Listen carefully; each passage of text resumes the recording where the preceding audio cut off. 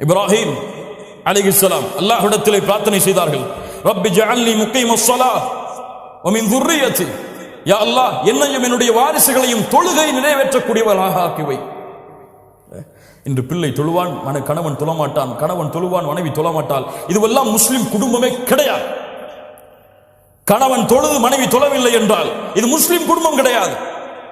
வேண்டும் என்று கணவன் தொழுகையை விட்டால் அவன் காஃபிர், லா இலாஹ இல்லல்லாஹ், அல்லாஹ் பாதுகாப்பாடாக. வேண்டும் என்று விட்டால், மறதியிலே தவறியிலே விட்டால் அது பாவம், அது தௌபாவின் மூலமாக நிறைவேற்றப்பட வேண்டும்.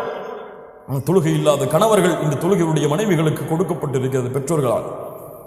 பிள்ளைகள் தொழாமல் இருக்கிறார்கள், கவலை இல்லாமல் முஸ்லிம் பெண்களான ஆண்களும் பெண்களும் வாழ்கிறார்கள். இந்த வயசுலேயே காலையில் 4 மணிக்கு எழுஞ்சி பணியில போய் தொழுகணுமா?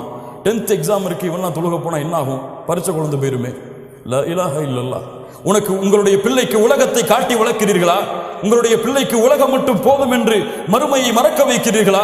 அல்லாஹு அக்பர், அல்லாஹ் மிகப்பெரியவன் இல்லை, உங்களுடைய 10th எக்ஸாமும் 12th எக்ஸாமும் தான் மிகப்பெரியது என்பதை உங்களுடைய பிள்ளைக்கு நீங்கள் கற்றுக் கொடுக்கிறீர்களா? இந்த பிள்ளை எதை நோக்கி செல்லும் வளர்ந்ததற்கு பிறகு? துஆ செய்யுங்கள் உங்களுடைய குடும்பத்திற்காக.